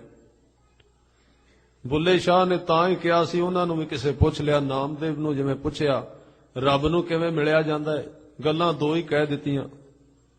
ਜਦੋਂ ਤੁਰੇ ਜਾਂਦੇ ਸਨ ਬੁੱਲੇ ਸ਼ਾਹ ਨਾਲ ਦੋ ਚਾਰ ਆਦਮੀ ਸਨ, ਪੁੱਛਣ ਆਏ ਸਨ ਰੱਬ ਬਾਰੇ, ਜੀ ਤੁਹਾਨੂੰ ਕਿਵੇਂ ਮਿਲਿਆ, ਕੋਈ ਦੱਸੋ ਸਾਨੂੰ ਵੀ ਜੁਗਤ ਤਰੀਕਾ। ਕਿਤੇ ਸਮਾਧੀ ਲਾਉਂਦੇ ਹੋਵੋਗੇ ਸਵੇਰੇ 2 ਵਜੇ ਉੱਠ ਕੇ, ਕਿੱਥੇ ਧਿਆਨ ਲਾਉਂਦੇ ਹੋ?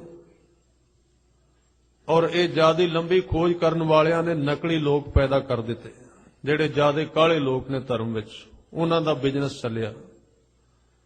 ਤੁਸੀਂ ਦੱਸੋ ਕਿਵੇਂ ਕਰਦੇ ਹੋ, ਕਿਵੇਂ ਧਿਆਨ? ਜਲਦੀ ਜਲਦੀ ਇਸੇ ਮਹੀਨੇ ਵਿੱਚ, ਮਾਰਚ ਦੇ ਮਹੀਨੇ ਵਿੱਚ ਰੱਬ ਨੂੰ ਜ਼ਰੂਰ ਮਿਲਣਾ ਹੈ। ਇਹਨੇ ਕਾਲੇ ਲੋਕ ਤੇ ਪ੍ਰਮਾਤਮਾ ਨੂੰ ਤੇ ਕਾਲ ਹੀ ਕੋਈ ਨਹੀਂ। ਉਹਦੇ ਅਰਥ ਹੀ ਇਹ ਨੇ ਜੋ ਬੇਪਰਵਾਹ ਹੈ। ਇਹ ਲੈਣ ਦੀ ਚਾਹ ਤੇ ਇਹਦੇ ਪਿੱਛੇ ਤਾਂ ਕਿਤੇ ਹਉਮੈ ਲੁਕ ਕੇ ਬੈਠੀ ਹੋਈ ਹੈ, ਜਿਹਦਾ ਸਾਨੂੰ ਸਮਝ ਨਹੀਂ ਆ ਰਹੀ।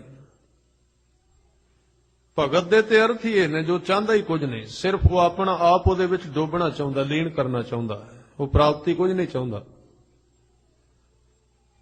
ਉਹਨੇ ਪੁੱਛ ਲਿਆ ਜੀ ਕਿ ਬਾਬਾ ਜੀ ਤੁਸੀਂ ਮਿਲੇ ਹੋਏ ਹੋ ਰੱਬ ਨੂੰ? ਕਹਿਣ ਲੱਗੇ ਹਾਂ ਬਈ ਮਿਲਿਆ ਹੋਇਆ। ਠੀਕ ਹੈ ਗੱਲ, ਫਿਰ ਸਾਨੂੰ ਵੀ ਦੱਸੋ। ਤੁਰੇ ਜਾਂਦੇ ਸਨ ਤੇ ਉਹਨਾਂ ਦਿਨਾਂ ਵਿੱਚ ਆ ਜਿਹੜੇ ਪਿਆਜ਼ ਤੁਸੀਂ ਕਹਿੰਦੇ ਹੋ, ਗੰਢੇ, ਇਹਨਾਂ ਦੇ ਦਿਨ ਸਨ। ਕਿਸੇ ਜ਼ਿਮੀਂਦਾਰ ਨੇ ਪਨੀਰੀ ਬੀਜੀ ਹੋਈ ਸੀ, ਉਹ ਪਨੀਰੀ ਪੱਟ ਕੇ ਗੰਢੇ ਲਾ ਰਿਹਾ ਸੀ, ਪਿਆਜ਼ ਬੀਜ ਰਿਹਾ ਸੀ। ਹੁਣ ਇਹ ਤੁਹਾਨੂੰ ਜੇ ਤੁਸੀਂ ਕੀਤਾ ਤੇ ਪਤਾ ਹੋਏਗਾ, ਪਿਆਜ਼ ਦੀ ਪਨੀਰੀ ਬੀਜੀ ਜਾਂਦੀ ਹੈ ਪਹਿਲਾਂ, ਉਹ ਪਨੀਰੀ ਤਿਆਰ ਹੁੰਦੀ ਹੈ, ਫਿਰ ਉਹਨੂੰ ਪੱਟ ਕੇ ਦੂਸਰੇ ਥਾਂ ਤੇ ਵਿਰਲੇ ਕਰਕੇ ਲਾਉਣਾ ਪੈਂਦਾ, ਤਾਂ ਇਹ ਪਿਆਜ਼ ਬਣਦੇ ਨੇ ਆ ਜਿਹੜੇ ਹਰ ਰੋਜ਼ ਬੜੇ ਆਨੰਦ ਨਾਲ ਆਪਾਂ ਛਕੀ ਜਾਂਦੇ ਹਾਂ। ਇਹ ਤਾਂ ਤਿਆਰ ਹੁੰਦੇ ਆ। ਬਾਬੇ ਬੁੱਲੇ ਸ਼ਾਹ ਨੂੰ ਜਦੋਂ ਪੁੱਛਿਆ ਰੱਬ ਕਿਵੇਂ ਮਿਲਦਾ ਹੈ, ਉਹ ਖੜੇ ਹੋ ਗਏ, ਉਧਰ ਵੇਖਣ ਲੱਗ ਪਏ। ਇੱਕ ਜ਼ਿਮੀਂਦਾਰ ਉਹ ਪਨੀਰੀ ਪੁੱਟ ਕੇ ਲਾ ਰਿਹਾ ਸੀ, ਗੰਢੇ ਲਾ ਰਿਹਾ ਸੀ। ਕਹਿਣ ਲੱਗੇ ਭਾਈ ਰੱਬ ਨੂੰ ਮਿਲਣਾ ਹੈ? ਕਹਿਣ ਲੱਗੇ ਹਾਂ। ਕਹਿੰਦੇ ਇਹਦੇ ਵਿੱਚ ਔਖੀ ਕਿਹੜੀ ਗੱਲ ਹੈ, ਉਹ ਸਾਹਮਣੇ ਦੇਖ। ਨੇ ਸਾਹਮਣੇ ਦੇਖਿਆ, ਕਹਿਣ ਲੱਗੇ ਉਹ ਤੇ ਅਸੀਂ ਰੋਜ਼ ਹੀ ਕਰਨੇ ਆ, ਉਹ ਵੀ ਜ਼ਿਮੀਦਾਰ ਸੀ, ਅਸੀਂ ਪਨੀਰੀ ਪੁੱਟ ਕੇ ਗੰਢੇ ਲਾਉਂਦੇ ਆ। ਕਹਿਣ ਲੱਗੇ ਰੱਬ ਦਾ ਵੀ ਪਾਉਣਾ ਇਸ ਤਰ੍ਹਾਂ ਹੀ। ਬੋਲਿਆ ਰੱਬ ਦਾ ਕੀ ਪਾਉਣਾ, ਇਧਰੋਂ ਪੁੱਟਣਾ ਉਧਰ ਲਾਉਣਾ। ਕਹਿਣ ਲੱਗੇ ਬਸ ਇਹਨਾਂ। ਕਹਿਣ ਲੱਗੇ ਗੰਢਿਆਂ ਦੀ ਗੱਲ ਨਹੀਂ ਕਰ ਰਿਹਾ, ਇਹ ਸੌਖੇ ਨੇ, ਉਹ ਅੰਦਰੋਂ ਬਿਮਾਰੀ ਪਟਣੀ ਔਖੀ ਜਿਹੜੀ ਪਹਿਲੀ ਹੈ। ਉਹ ਜਿਹੜੀ ਦੂਜੇ ਪਾਸੇ ਲੱਗੀ ਹੋਈ ਹੈ ਨਾ, ਸੰਸਾਰ ਵੱਲ ਵਹਿ ਰਹੀ ਹੈ ਲਗਾਤਾਰ ਕਈ ਜਨਮਾਂ ਤੋਂ, ਉਹਦੀ ਗੈਲ ਪੈ ਚੁੱਕੀ ਹੈ ਮਨ ਵਿੱਚ। ਉਹਦੇ ਰਸਤੇ ਤਬਦੀਲ ਕਰਨੇ ਬਹੁਤ ਔਖੇ ਨੇ। ਉਹਨਾਂ ਗੈਲਾਂ ਦੇ ਉੱਤੇ ਮਨ ਵਹਿੰਦਾ ਜਾ ਰਿਹਾ ਹੈ, ਵਾਰ-ਵਾਰ ਉੱਥੇ ਤਿਲਕ ਕੇ ਚਲਾ ਜਾਂਦਾ ਹੈ। ਇਹ ਗੱਲ ਛੋਟੀ ਜਿਹੀ ਹੈ ਕਿ ਇਧਰੋਂ ਪੁੱਟਣਾ ਉਧਰ ਲਾਉਣਾ, ਔਰ ਇਹ ਵੀ ਖਿਆਲ ਵਿੱਚ ਰੱਖਣਾ ਪਰਮਾਤਮਾ ਨੇ ਸਿਰਫ ਜੀਵਨ ਪਨੀਰੀ ਵਾਂਗੂ ਬੀਜਿਆ। ਆ ਜਿਹੜਾ ਜੀਵਨ ਪੈਦਾ ਹੋਇਆ, ਜੇ ਇਹਦਾ ਥਾਂ ਨਾ ਬਦਲਿਆ ਤੇ ਪਨੀਰੀ ਹੀ ਰਹਿ ਜਾਏਗੀ। ਤੁਹਾਨੂੰ ਪਤਾ ਹੈ ਜਿੱਥੇ ਪਨੀਰੀ ਹੋਵੇ ਉੱਥੇ ਕੁਝ ਨਹੀਂ ਬਣਦਾ, ਉਹਦਾ ਸੁੱਕ ਜਾਂਦੀ, ਉੱਗਦੀ ਜ਼ਰੂਰ ਹੈ। ਫਿਰ ਕਿਸੇ ਦਿਨ ਇਹਦੇ ਤੇ ਵਿਚਾਰ ਕਰਾਂਗੇ, ਇਹ ਬੜਾ ਲੰਮਾ ਚੌੜਾ ਪ੍ਰਸੰਗ ਹੈ। ਜੀਵਨ ਥਾਂ ਬਦਲਣ ਤੋਂ ਬਿਨਾਂ ਵਿਕਾਸ ਨਹੀਂ ਕਰਦਾ। ਜਿੱਥੇ ਅਸੀਂ ਗੱਡਿਆ ਹੋਇਆ ਇੱਥੋਂ ਗੱਡ ਕੇ ਕਿਤੇ ਹੋਰ ਲਾਉਣਾ ਪਏਗਾ ਪੱਟਣ ਤੋਂ ਬਾਅਦ। ਇਸ ਲਈ ਕਰਮ ਕਾਂਡ ਕਦੋਂ ਬਣਦਾ ਹੈ? ਕਰਮ ਦਾ ਅਰਥ ਹੈ ਤੁਰਨਾ, ਜਦੋਂ ਵਿੱਚੋਂ। ਤੇ ਨਾਮਦੇਵ ਜੀ ਨੇ ਕਿਹਾ ਕਿ ਇਹ ਪ੍ਰੀਤ ਠੀਕ ਹੈ ਆਪਣੇ ਆਪ ਪੈਦਾ ਹੁੰਦੀ, ਪਰ ਇਹਦੇ ਕੁਝ ਨਿਯਮ ਹਨ। ਇਹਦੇ ਰਸਤੇ ਅਸੀਂ ਬਣਾ ਸਕਨੇ ਆ ਜਿਹਦੇ ਰਾਹੀਂ ਪ੍ਰੀਤ ਪੈਦਾ ਹੋ ਸਕਦੀ, ਪ੍ਰੇਮ ਪੈਦਾ ਹੋ ਸਕਦਾ। ਉਹ ਕਿਵੇਂ? ਲੋਕ ਕੁਟੰਬ ਸਭੂ ਤੇ ਤੋਰੈ, ਇਹ ਪ੍ਰੇਮ ਨੂੰ ਪਰਮਾਤਮਾ ਪ੍ਰਤੀ ਪੈਦਾ ਕਰਨ ਦਾ ਇੱਕ ਮਾਹੌਲ ਬਣਾਉਣ ਦਾ ਤਰੀਕਾ ਹੈ। ਉਧਰੋਂ ਥੋੜਾ ਜਿਹਾ ਘੱਟ ਕਰ, ਲੋਕ ਕੁਟੰਬ ਸਭੂ ਤੇ ਤੋਰੈ ਤੋ ਆਪਣ ਬੇਡੀ ਆਵੇਗੋ, ਫਿਰ ਉਹ ਮਿਸਤਰੀ ਤੇਰੇ ਕੋਲ ਆਪੇ ਆ ਜਾਏਗਾ, ਉਹਨੂੰ ਬੁਲਾਉਣਾ ਨਹੀਂ ਪੈਂਦਾ। ਉਹ ਆਪਣੇ ਆਪ ਤੇਰੇ ਕੰਮ ਕਰਨ ਲੱਗ ਪਏਗਾ। ਆਪਣੇ ਸੇਵਕ ਕੀ ਆਪੇ ਰੱਖ ਹੈ, ਆਪੇ ਨਾਮ ਜਪਾਵੇ, ਜੈ ਜੈ ਕਾਜ ਕਿਰਤ ਸੇਵਕ ਕੀ ਤਹਾਂ ਤਾਂ ਉਠਤਾਵੇ, ਸੇਵਕ ਕੋ ਨਿਕਟੀ ਹੋਏ ਦਿਖਾਵੇ। ਬਿਲਕੁਲ ਨੇੜੇ ਹੈ, ਉਹ ਨੇੜੇ ਹੋ ਕੇ ਦਿਖਾਉਂਦਾ ਹੈ, ਆਪਣਾ ਆਪਾ ਜਣਾਉਂਦਾ ਹੈ। ਉਹ ਆਪਣੇ ਸੇਵਕ ਦੇ ਕਰਮ ਕੰਮ ਕਰਦਾ, ਪਰ ਜੇ ਕੋਈ ਮਨੁੱਖ ਉਹਦੇ ਵਾਸਤੇ ਦਰਵਾਜ਼ਾ ਖੋਲੇ, ਉਹਦਾ ਦਰਵਾਜ਼ਾ ਬੰਦ ਹੈ, ਦੂਸਰੇ ਦਰਵਾਜ਼ੇ ਖੁੱਲੇ ਹੋਏ ਨੇ। ਇਸ ਕਰਕੇ ਗੁਰ ਦਿਖਲਾਈ ਮੋਰੀ, ਜਿਤ ਮਿਰਗ ਪੜਤ ਹੈ ਚੋਰੀ, ਮੂੰਦ ਲਈਏ ਦਰਵਾਜ਼ੇ ਬਾਜੀ ਵਾਲੇ ਅਨਹਦ ਬਾਜੇ। ਕਬੀਰ ਸਾਹਿਬ ਕਹਿੰਦੇ ਨੇ ਕਰਮ ਜਿਹੜਾ ਹੈ ਇਹ ਕਾਂਡ ਉਦੋਂ ਬਣਦਾ ਹੈ ਜਦੋਂ ਇਹਦੇ ਵਿੱਚੋਂ ਪ੍ਰੇਮ ਨਿਕਲ ਜਾਂਦਾ ਹੈ, ਤੇ ਇਹਨਾਂ ਕਰਮਾਂ ਦੇ ਨਾਲ ਅੰਦਰੋਂ ਸੰਸਾ ਨਹੀਂ ਜਾਂਦਾ। ਗੁਰੂ ਸਾਹਿਬ ਕਹਿ ਰਹੇ ਨੇ, ਗੁਰੂ ਅਮਰਦਾਸ ਅੱਜ ਇਹਦੇ ਉੱਤੇ ਬੋਲ ਰਹੇ ਨੇ ਕਿ ਕਰਮੀ ਸਹਿਜ ਨਾ ਉਪਜੈ। ਇਹ ਸਹਿਜ ਕੀ ਹੈ? ਕਰਮ ਕੀਤਿਆਂ ਸਿਰਫ ਜਿਨ੍ਹਾਂ ਕਰਮਾਂ ਦੇ ਵਿੱਚ ਪ੍ਰੇਮ ਨਹੀਂ ਹੁੰਦਾ, ਬੰਦੇ ਦੇ ਅੰਦਰ ਪਈ ਹੋਈ ਇੱਕ ਸਹਿਜ ਅਵਸਥਾ ਹੈ, ਉਹ ਪੈਦਾ ਨਹੀਂ ਹੁੰਦੀ। ਇਹ ਸਹਿਜ ਕੀ ਹੈ? ਇੱਕ ਇਹ ਵੀ ਸਹਿਜ, ਸਹਿਜ ਨਾਲ ਤੁਰਨਾ, ਸਪੀਡ ਘੱਟ ਕਰ ਦੇਣੀ, ਇਹਨੂੰ ਸਹਿਜ ਕਹਿੰਦੇ ਨੇ। ਪਰ ਇਸ ਪੌੜੀ ਦੇ ਵਿੱਚ ਇਹ ਸਹਿਜ ਸ਼ਬਦ ਸਪੀਡ ਘੱਟ ਕਰਨ ਨਾਲ ਸੰਬੰਧਿਤ ਨਹੀਂ ਹੈ, ਇਹਦੇ ਅਰਥ ਕੁਝ ਹੋਰ ਨੇ। ਇਹ ਸਪੀਡ ਨਾਲ ਸੰਬੰਧਿਤ ਲਫ਼ਜ਼ ਨਹੀਂ ਹੈ। ਸਹਿਜ ਆਪਾਂ ਕਹਿੰਦੇ ਆ ਨਾ, ਸਹਿਜ ਨਾਲ ਤੁਰੋ, ਸਹਿਜ ਨਾਲ ਬੋਲੋ, ਇਸ ਲਫ਼ਜ਼ ਦਾ ਉਸ ਸਹਿਜ ਨਾਲ ਕੋਈ ਸੰਪਰਕ ਨਹੀਂ। ਫਿਰ ਇਹ ਸਹਿਜ ਕੀ ਹੈ? ਸਹਿਜ ਦਾ ਅਰਥ ਹੈ ਜਦੋਂ ਸਾਡਾ ਜੀਵਨ ਸ਼ੁਰੂ ਹੋਇਆ ਸੀ ਉੱਤੇ ਕੋਈ ਮੈਲ ਨਹੀਂ ਸੀ। ਸਹਿਜ ਦਾ ਅਸੀਂ ਅਰਥ ਹੋਰ ਸਮਝਣ ਵਾਸਤੇ ਕਰਾਂਗੇ, ਸਾਡਾ ਆਪਾ ਓਰੀਜਨਲ, ਜਿਹਦੇ ਉੱਤੇ ਕੁਝ ਨਹੀਂ ਚੜਾਇਆ ਗਿਆ, ਸ਼ੁੱਧ ਆਪਾ, ਉਹਨੂੰ ਕਹਿੰਦੇ ਸਹਿਜ ਅਵਸਥਾ। ਜਿਹੜੀ ਪਹਿਲਾਂ ਬਣੀ ਸੀ ਆਪਣੇ ਆਪ ਰੱਬ ਵੱਲੋਂ, ਜਿਵੇਂ ਦਾ ਸਾਨੂੰ ਬਣਾਇਆ ਗਿਆ ਸੀ, ਉਹਦੇ ਉੱਤੇ ਅਜੇ ਅਸੀਂ ਕੁਝ ਨਹੀਂ ਸੀ ਚੜਾਇਆ। ਜਿਵੇਂ ਨਵਾਂ ਬੱਚਾ ਜਨਮ ਲੈਂਦਾ ਹੈ, ਅਜੇ ਉਹਦੇ ਉੱਤੇ ਕੋਈ ਵਸਤਰ ਨਹੀਂ ਪਾਇਆ ਗਿਆ, ਅਜੇ ਉਹਦਾ ਨਾਮ ਵੀ ਨਹੀਂ ਰੱਖਿਆ ਗਿਆ, ਬਿਲਕੁਲ ਖਾਲੀ ਹੈ।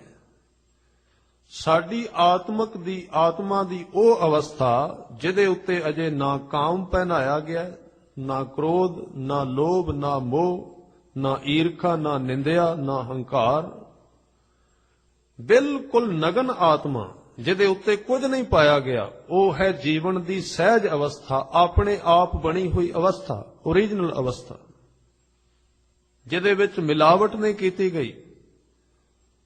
ਔਰ ਮੈਂ ਆਪ ਜੀ ਦੇ ਚਰਨਾਂ ਵਿੱਚ ਬੇਨਤੀ ਕਰਾਂ, ਗੁਰੂ ਗੋਬਿੰਦ ਸਿੰਘ ਜੀ ਨੇ ਜਿਹੜਾ ਤੁਹਾਨੂੰ ਨਾਮ ਦਿੱਤਾ ਹੈ ਨਾ ਖਾਲਸਾ, ਉਸ ਖਾਲਸ ਦੇ ਅਰਥ ਨੇ ਸਹਿਜ। ਖਾਲਸੇ ਦੇ ਕੀ ਅਰਥ ਨੇ?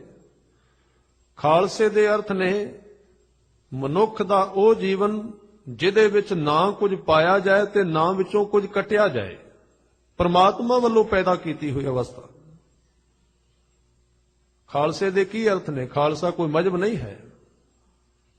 ਮਜ਼ਹਬ ਤਾਂ ਬਣਾਏ ਗਏ ਨੇ ਲੋਕਾਂ ਵੱਲੋਂ, ਮਜ਼ਹਬ ਤਾਂ ਅਵਤਾਰਾਂ ਨੇ ਪੈਦਾ ਕੀਤੇ ਨੇ, ਪਰ ਗੁਰੂ ਗੋਬਿੰਦ ਸਿੰਘ ਨੂੰ ਪੁੱਛੀਏ ਮਹਾਰਾਜ ਖਾਲਸਾ ਤੁਸੀਂ ਬਣਾਇਆ? ਜਵਾਬ ਦੇ ਦਿੱਤਾ ਉਹਨਾਂ ਨੇ, ਕਹਿਣ ਲੱਗੇ ਨਹੀਂ ਮੈਂ ਨਹੀਂ ਬਣਾਇਆ, ਇਹ ਪਰਮਾਤਮਾ ਦੀ ਇੱਕ ਬਨਾਵਟ ਹੈ। ਖਾਲਸਾ ਇਸ ਬ੍ਰਹਿਮੰਡ ਦੇ ਵਿੱਚ ਸੰਪੂਰਨ ਮਨੁੱਖ ਹੈ, ਮੈਂ ਤਾਂ ਸਿਰਫ ਪ੍ਰਗਟ ਕਰ ਦਿੱਤਾ, ਸਾਹਮਣੇ ਲਿਆਂਦਾ, ਖਾਲਸਾ ਮੈਂ ਨਹੀਂ ਬਣਾਇਆ। ਇਸ ਕਰਕੇ ਉਹਨਾਂ ਨੇ ਕਿਹਾ ਖਾਲਸਾ ਪ੍ਰਗਟਿਓ ਪਰਮਾਤਮ ਕੀ ਮੌਜ, ਇਹ ਉਹਨੇ ਬਣਾਇਆ, ਮੈਂ ਸਾਹਮਣੇ ਲੈ ਆਂਦਾ। ਖਾਲਸਾ ਤੁਹਾਡਾ ਹੈ? ਕਹਿਣ ਲੱਗੇ ਨਹੀਂ, ਵਾਹਿਗੁਰੂ ਜੀ ਕਾ ਖਾਲਸਾ ਵਾਹਿਗੁਰੂ ਜੀ ਕੀ ਫਤਿਹ, ਉਹਨੇ ਬਣਾਇਆ ਹੈ। ਬਿਲਕੁਲ ਸ਼ੁੱਧ। ਖਾਲਸੇ ਦੇ ਜੇ ਥੋੜੇ ਅਰਫਾਂ ਦੇ ਵਿੱਚ ਅਖਰੇ ਅਰਥ ਕਰਨੇ ਪੈਣ, ਇਹਦੇ ਅਰਥ ਹੋਣਗੇ ਜਿਹਨੂੰ ਹੋਰ ਸ਼ੁੱਧ ਨਾ ਕੀਤਾ ਜਾ ਸਕੇ। ਖਾਲਸੇ ਦੇ ਅਖਰੀ ਅਰਥ ਛੋਟੇ ਬਿਲਕੁਲ, ਜਿਹਦੇ ਵਿੱਚ ਇੰਨੀ ਮੈਲ ਨਾ ਹੋਵੇ ਕਿ ਉਹਦੇ ਵਿੱਚੋਂ ਕੁਝ ਕੱਢਿਆ ਜਾ ਸਕੇ। ਉਹਨੂੰ ਗੁਰੂ ਅਮਰਦਾਸ ਜੀ ਸਹਿਜ ਅਵਸਥਾ ਕਹਿ ਰਹੇ ਨੇ। ਮਨ ਦੀ ਉਹ ਹਾਲਾਤ, ਜੀਵਨ ਦੀ ਉਹ ਅਵਸਥਾ ਜਿਹੜੀ ਬਿਲਕੁਲ ਆਪਣੀ ਹੈ, ਨਿੱਜੀ ਹੈ, ਜਿਹਦੇ ਵਿੱਚ ਕੁਝ ਨਹੀਂ ਹੁੰਦਾ, ਬਿਲਕੁਲ ਨਿਰੰਤਰ ਧੁਪੀ ਹੋਈ ਜੀਵਨ ਦੀ ਅਵਸਥਾ। ਇਸ ਲਈ ਗੁਰੂ ਸਾਹਿਬ ਇਸੇ ਪੌੜੀ ਵਿੱਚ ਅੱਗੇ ਧੋਣ ਦੀ ਗੱਲ ਕਰਨਗੇ ਕਿ ਉਤੋਂ ਲਾਹ ਦੇ ਧੋ ਦੇ, ਜਿਹੜਾ ਤੂੰ ਇਸ ਸਹਿਜ ਦੇ ਦੁਆਲੇ ਵਲੇਟਿਆ ਹੋਇਆ ਹੈ ਆਤਮਾ ਦੇ, ਉਹਨੂੰ ਧੋ ਸ਼ਬਦ ਦੇ ਨਾਲ। ਕਰਮੀ ਸਹਿਜ ਨਾ ਉਪਜੈ, ਇਹ ਸਹਿਜ ਅਵਸਥਾ ਇਕੱਲੇ ਕਰਮਾਂ ਨਾਲ ਨਹੀਂ ਆਉਂਦੀ, ਕੋਈ ਜਿੰਨਾ ਮਰਜ਼ੀ ਯਤਨ ਕਰੀ ਜਾਏ, ਪਰ ਵਿਣ ਸਹਿਜੈ ਸਹਿਸਾ ਨਾ ਜਾਏ। ਸਹਿਜ ਤੋਂ ਬਿਨਾ ਅੰਦਰੋਂ ਸ਼ੱਕ ਨਹੀਂ ਮਿਟਦਾ, ਤੇ ਜਿੰਨਾ ਚਿਰ ਸ਼ੱਕ ਨਹੀਂ ਮਿਟਦਾ ਉਹਨਾਂ ਚਿਰ ਧਰਮ ਅੰਦਰ ਟਿਕਦਾ ਨਹੀਂ। ਵਿਣ ਸਹਿਜੇ ਸਹਿਸਾ ਨਾ ਜਾਏ, ਨ ਜਾਏ ਸਹਿਸਾ ਕਿਤੈ ਸੰਜਮ ਰਹੇ ਕਰਮ ਕਮਾਏ। ਇਹ ਸ਼ੱਕ ਦੀ ਬਿਮਾਰੀ ਕਰਮ ਕਰਦਿਆਂ ਕਰਦਿਆਂ ਉਮਰ ਲੰਘ ਚੱਲੀ, ਇਹ ਨਹੀਂ ਮਿਟ ਰਹੀ, ਕਿਉਂਕਿ ਸਹਿਜ ਅੰਦਰ ਆਈ ਨਹੀਂ। ਸਹਿਜ ਤੋਂ ਬਿਨਾ ਧਰਮ ਅੰਦਰ ਟਿਕੇਗਾ ਨਹੀਂ। ਸਹਿਜ ਪ੍ਰੇਮ ਤੋਂ ਬਿਨਾ ਪੈਦਾ ਨਹੀਂ ਹੋਣੀ। ਪ੍ਰੇਮ ਦੀ ਤੇਜ਼ ਅੱਗ ਜੀਵਨ ਦੇ ਸਾਰੇ ਔਗਣਾਂ ਨੂੰ ਸਾੜ ਕੇ ਰੱਖ ਦਿੰਦੀ ਹੈ। ਬੜਾ ਔਖਾ ਹੈ, ਹੋਰ ਸਭ ਕੁਝ ਬਣ ਜਾਣਾ ਸੌਖਾ ਹੈ, ਪ੍ਰੇਮੀ ਹੋਣਾ ਬਹੁਤ ਔਖਾ ਹੈ। ਆਓ ਤੇ ਫਿਰ ਨਕਲੀ ਪ੍ਰੇਮੀ ਸੰਸਾਰ ਵਿੱਚ ਪੈਦਾ ਹੋ ਗਿਆ ਨਾ, ਵੀ ਚਲੋ ਅਸਲੀ ਤਾਂ ਬਣਿਆ ਨਹੀਂ ਜਾਂਦਾ, ਆਪਾਂ ਨਕਲੀ ਹੋ ਜਾਂਦੇ ਹਾਂ। ਅਸਲੀ ਤਾਂ ਬਣ ਨਹੀਂ ਸਕਦੇ। ਆ ਸੰਸਾਰ ਵਿੱਚ ਬਹੁਤ ਪ੍ਰੇਮੀ ਨੇ ਇਸ ਤਰ੍ਹਾਂ ਦੇ, ਜਿਨ੍ਹਾਂ ਨੂੰ ਲੋਕ ਪ੍ਰੇਮੀ ਕਹਿੰਦੇ, ਉਹ ਆਪ ਵੀ ਆਪਣੇ ਆਪ ਨੂੰ ਪ੍ਰੇਮੀ ਕਹਿੰਦੇ। ਪ੍ਰੇਮ ਦੇ ਗੀਤ ਵੀ ਬਣਾਏ ਗਏ, ਸਭ ਕੁਝ ਨਕਲੀ। ਉਹ ਕਿਉਂ ਬਣਿਆ? ਵੀ ਚਲੋ ਅਸਲੀ ਤਾਂ ਪੈਦਾ ਹੋਇਆ ਨਹੀਂ, ਆਪਾਂ 4 ਦਿਨ ਬੰਦੇ ਬਣੇ ਆ, ਮਰ ਜਾਣਾ, ਮਰਨ ਤੋਂ ਪਹਿਲਾਂ ਨਕਲੀ ਪ੍ਰੇਮੀ ਬਣ ਜਾਈਏ। ਕੁਝ ਨਾ ਕੁਝ ਤਾਂ ਕਰੀਏ ਜੀਵਨ ਵਿੱਚ। ਆ ਪ੍ਰੇਮੀ ਸੰਸਾਰ ਦੇ ਸਤਿਗੁਰੂ ਕਹਿ ਰਹੇ ਨੇ, ਕਹਿਣ ਲੱਗੇ ਇਸ ਤਰ੍ਹਾਂ ਸਹਿਸਿਆਂ ਦੇ ਹੁੰਦਿਆਂ ਨਾ ਜਾਏ ਸਹਿਸਾ ਕਿਤੈ ਸੰਜਮ ਰਹੇ ਕਰਮ ਕਮਾਏ। ਕਈ ਕਰਮ ਕੀਤੇ ਨੇ, ਉਹਨਾਂ ਨੇ ਸਹਿਜ ਅਵਸਥਾ ਪੈਦਾ ਨਹੀਂ ਕੀਤੀ। ਫਿਰ ਕਹਿੰਦੇ ਸਹਿਸੈ ਜਿਉ ਮਲੀਨ ਹੈ, ਇਹ ਮਨ ਸੰਸਿਆਂ ਦੇ ਨਾਲ ਮੈਲਾ ਹੋਇਆ ਪਿਆ, ਸ਼ੱਕ ਨਾਲ ਮੈਲਾ ਹੋਇਆ, ਗੁਰੂ ਤੇ ਪੂਰਾ ਵਿਸ਼ਵਾਸ ਨਹੀਂ ਕਰਦਾ, ਸੰਸਿਆਂ ਨਾਲ ਮੈਲਾ ਹੋਇਆ ਪਿਆ। ਗੁਰੂ ਗੋਬਿੰਦ ਸਿੰਘ ਮਹਾਰਾਜ ਮਾਛੀਵਾੜੇ ਵਿੱਚ ਜਿਸ ਵਕਤ ਉਹਨਾਂ ਨੇ ਉਸ ਸੱਜਣ ਨੂੰ ਆਪਣਾ ਚੋਲਾ ਰੰਗਣ ਵਾਸਤੇ ਦਿੱਤਾ, ਜਿਹੜਾ ਨੀਲਾ ਚੋਲਾ ਪਾਇਆ ਸੀ, ਉਸ ਦੇ ਪੀਰ ਬਣਨ ਲੱਗੇ, ਉਹ ਮੱਠ ਅਜੇ ਵੀ ਪਿਆ ਹੋਇਆ ਮਾਛੀਵਾੜੇ ਵਿੱਚ, ਕੁਆਂਟਲ ਦੇ ਨੇੜੇ ਹੈ। ਸਤਿਗੁਰਾਂ ਨੇ ਕਿਹਾ ਸਾਡਾ ਚੋਗਾ ਰੰਗ ਦੇ। ਉਹ ਕਹਿੰਦਾ ਜੀ ਅਜੇ ਰੰਗ ਨਹੀਂ ਪੱਕਿਆ, ਅਜੇ ਕੁਝ ਦਿਨ ਲੱਗਣਗੇ, ਰੰਗ ਉਹਨੇ ਪਾਇਆ ਹੋਇਆ ਸੀ। ਕਹਿਣ ਲੱਗੇ ਜਿਵੇਂ ਦਾ ਹੈ ਉਸ ਤਰ੍ਹਾਂ ਦਾ ਹੀ ਪਾ ਦੇ ਤੂੰ, ਰੰਗ ਦੇ ਸਾਨੂੰ। ਮਹਾਰਾਜ ਇਹ ਰੰਗ ਨਹੀਂ ਚੜੇਗਾ। ਕਹਿਣ ਲੱਗੇ ਇੱਕ ਕੰਮ ਕਰੀ, ਗਣੀ ਖਾਂ ਵੀ ਕੋਲ ਖੜੇ ਸਨ, ਜਦੋਂ ਤੂੰ ਸਾਡਾ ਇਹ ਚੋਗਾ ਰੰਗਣ ਵਾਸਤੇ ਵਿੱਚ ਪਾਣਾ ਹੈ, ਉਦੋਂ ਵਿੱਚ ਝਾਕੀ ਨਾ, ਵਿੱਚ ਵੇਖੀ ਨਾ ਵੀ ਰੰਗ ਕਿਵੇਂ ਦਾ ਬਣਿਆ, ਬਸ ਤੂੰ ਪਾ ਦਈ। ਸ਼ਰਧਾਲੂ ਸੀ, ਉਹਨੇ ਪਾ ਦਿੱਤਾ, ਚੋਲਾ ਰੰਗਿਆ ਗਿਆ, ਨਿਕਲਿਆ ਬਿਲਕੁਲ ਨੀਲਾ ਹੋ ਕੇ। ਉਹ ਵੀ ਹੈਰਾਨ ਹੋ ਗਿਆ, ਕਹਿਣ ਲੱਗਾ ਮਹਾਰਾਜ ਕਮਾਲ ਏ, ਇਹ ਤਾਂ ਬਣਿਆ ਜੇ ਕੱਲ ਤੇ ਰੰਗ ਪਾਇਆ, ਇੰਨੇ ਦਿਨਾਂ ਵਿੱਚ ਕਦੀ ਬਣਦਾ ਨਹੀਂ। ਕਹਿਣ ਲੱਗੇ ਜਿੰਨਾ ਚਿਰ ਇਹਦੇ ਵਿੱਚ ਝਾਕ ਕੇ ਨਾ ਵੇਖੇਗਾ ਕਿ ਬਣਿਆ ਕਿ ਨਹੀਂ ਬਣਿਆ, ਉਹਨਾਂ ਚਿਰ ਜਿੰਨੇ ਮਰਜ਼ੀ ਕੱਪੜੇ ਰੰਗ ਲਈ। ਅੱਜ ਤੋਂ ਬਾਅਦ ਵੀ ਉਹ ਰੰਗਦਾ ਰਿਹਾ, ਉਹਨਾਂ ਚਿਰ ਰੰਗ ਪੁਰਾਣਾ ਨਹੀਂ ਹੋਏਗਾ। ਤੇ ਜਿੱਦਣ ਤੈਨੂੰ ਸ਼ੱਕ ਪੈ ਗਿਆ ਨਾ ਵੀ ਥੋੜਾ ਜਿਹਾ ਵਿੱਚੋਂ ਹੱਥ ਲਾ ਕੇ ਵੇਖਾਂ ਤੇ ਸਹੀ ਵੀ ਹੈ ਕਿ ਨਹੀਂ ਕੁਝ ਵਿੱਚ, ਉਸ ਦਿਨ ਇਹ ਕੰਮ ਕਰਨਾ ਛੱਡ ਜਾਏਗਾ। ਉਸੇ ਤਰ੍ਹਾਂ ਹੀ ਹੋਇਆ। ਗੁਰੂ ਨੇ ਜੋ ਕੁਝ ਕਿਹਾ, ਜਿੱਦਣ ਸਿੱਖ ਉਹਨੂੰ ਫੋਲ ਕੇ ਵਹਿੰਦਾ ਨਾ, ਕਹਾਣੀ ਵਿੱਚ ਹੀ ਟੁੱਟ ਜਾਂਦੀ ਹੈ, ਖਤਮ ਹੋ ਜਾਂਦਾ ਹੈ। ਇਹ ਵੇਖਣਾ ਨਹੀਂ ਹੈ ਮੁੜ ਕੇ। ਪਾਛਾ ਪਾਉ ਨਾ ਦੀਜੀਐ, ਆਗੇ ਹੋਏ ਸੋ ਹੋਏ। ਇਹ ਸਿਰ ਤਲੀ ਤੇ ਧਰਨ ਦਾ ਮਤਲਬ ਇਹ ਸੀ, ਜੋ ਕੁਝ ਗੁਰੂ ਨੇ ਕਿਹਾ ਹੈ ਉਹਦੇ ਬਾਰੇ ਤੂੰ ਪੜਚੋਲ ਨਹੀਂ ਕਰਨੀ, ਸੱਚ ਹੈ। ਆ ਜਿਹੜੀ ਵਿਚਾਰ ਹੈ, ਇਹਦਾ ਇਹ ਆਧਾਰ ਨਹੀਂ ਹੁੰਦਾ ਵੀ ਗੁਰੂ ਨੇ ਜੋ ਕੁਝ ਕਿਹਾ ਉਹ ਠੀਕ ਹੈ ਕਿ ਨਹੀਂ। ਇਹ ਵਿਚਾਰ ਇਸ ਵਾਸਤੇ ਵੀ ਆਪਾਂ ਉਹਦੇ ਉੱਤੇ ਚੱਲ ਰਹੇ ਹਾਂ ਕਿ ਨਹੀਂ। ਗੁਰਮਤਿ ਵਿੱਚ ਇਸ ਤਰ੍ਹਾਂ ਦੀ ਕੋਈ ਕਥਾ ਨਹੀਂ, ਕੋਈ ਵਿਚਾਰ ਨਹੀਂ ਜਿਹੜੀ ਗੁਰੂ ਦੀ ਵਿਚਾਰਧਾਰਾ ਬਾਰੇ ਪੜਚੋਲ ਕਰੇ। ਔਰ ਕਿਸੇ ਨੂੰ ਅਧਿਕਾਰ ਵੀ ਨਹੀਂ ਹੈ ਕਿ ਜੋ ਗੁਰੂ ਕਹਿ ਕੇ ਗਏ ਨੇ ਅਸੀਂ ਪਰਤ ਕੇ ਉਹਦੇ ਵਿੱਚ ਪੜਚੋਲ ਕਰੀਏ, ਉਹਦਾ ਸਰਵੇਖਣ ਕਰੀਏ, ਇਹਦੇ ਵਿੱਚ ਉਹ ਕੀ ਠੀਕ ਹੈ ਕੀ ਗਲਤ ਹੈ, ਗੁਰਮਤ ਕਿਹੜੀ ਹੈ, ਮਨਮਤ ਕਿਹੜੀ ਹੈ। ਇਹ ਕਿਸੇ ਬੰਦੇ ਕੋਲ ਕੋਈ ਅਧਿਕਾਰ ਨਹੀਂ ਹੈ। ਫਿਰ ਇਹ ਕਥਾ ਕਾਹਦੀ ਹੈ, ਇਹ ਵਿਚਾਰ ਕਾਹਦੀ ਹੈ? ਵਿਚਾਰ ਇਸ ਚੀਜ਼ ਦੀ ਹੈ ਕਿ ਜੋ ਕੁਝ ਗੁਰੂ ਨੇ ਕਿਹਾ ਹੈ ਉਹਦੇ ਉੱਤੇ ਆਪਾਂ ਤੁਰ ਰਹੇ ਹਾਂ ਕਿ ਨਹੀਂ। ਵਿਚਾਰ ਸਿਰਫ ਇਸ ਚੀਜ਼ ਦੀ ਹੈ।